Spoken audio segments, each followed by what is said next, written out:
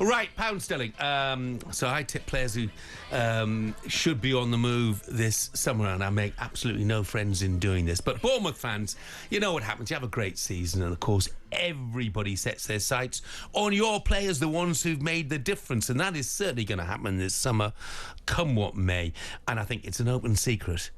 Well, it seems to be that Milos Kerkez will be on the way to Liverpool. Left back. Andy Robertson's still very good at 31, but Kerkez is 21.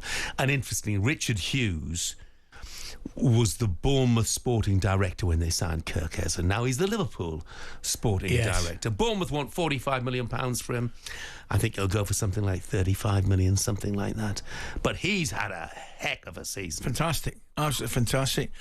I would just say this, life in the old dog yet, Andy Robertson. Oh, I completely agree. Yeah. Completely Let's agree. not get carried away. He's been a fantastic servant to them. There's plenty of football and life left in him yet. But you've got to look ahead, and they're going to have a lot of games to play again next season. And by the way, while we're talking about it, I really apologise, Bournemouth fans, but Antoine Semenyo, he could go there as well. I love him. In a sort of, really job like lot deal, if you like. I really like him. Oh.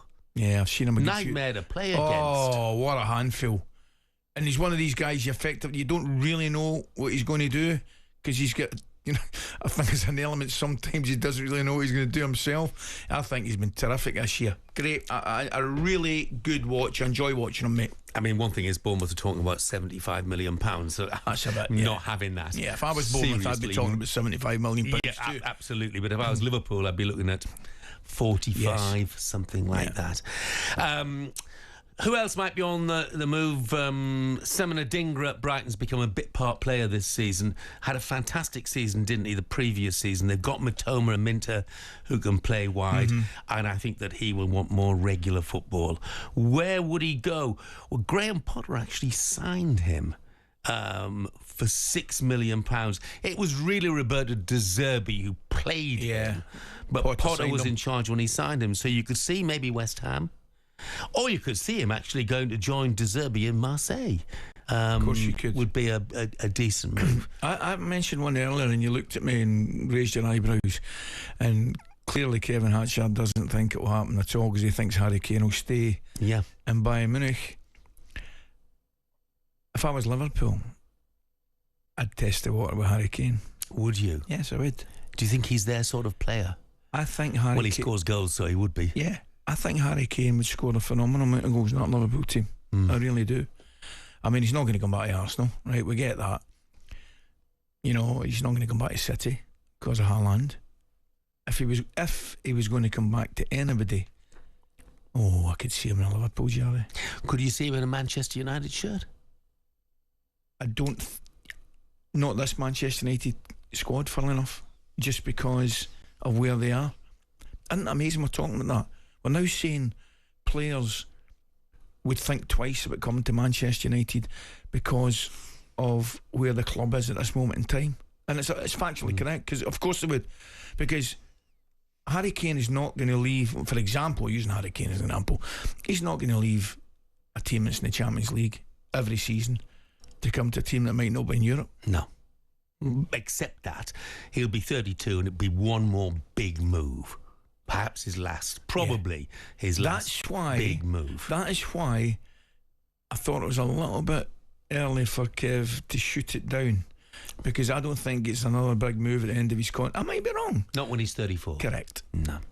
One more for you, and I hate offending North East football fans, Newcastle supporters. It's not you. It's not Isak. Okay. But I think that Sunderland are in danger of losing a couple of players, one of whom is Bellingham, Job Bellingham. Chelsea, Arsenal, a lot of German sides have been interested in him. Look, he's made 80 league appearances already. He's played 35 times this season. Box-to-box midfielder. Yes. You know what I think would be perfect for Job Bellingham?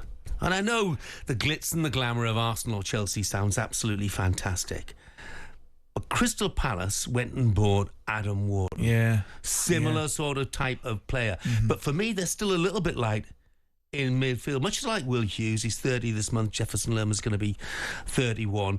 And he just fits the profile at Palace. They brought in Romain Essa as well from Millwall. And I think he'd be terrific there. I don't disagree. I don't disagree at all. Well, you know what I thought about Palace at the weekend. Very impressive. Middle of the park.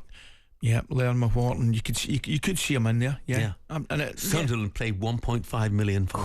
What a bit of business. Oh. What a bit of business. And I think a lot of that might depend on what happens with Sunderland in the playoffs, obviously. Of course. Yeah. Yeah, of course it does. But you'd have to say there will be targets, and he's one of them. Yeah. Chris Rigg is another obvious target as well, but they're asking £40 million from him, apparently, which puts him out of Everton's price range, or so we are led to believe. talkSPORT Breakfast, waking you up Monday to Friday morning from 6 a.m. on AM, on DAB, via the talkSPORT app and on your smart speaker. talkSPORT.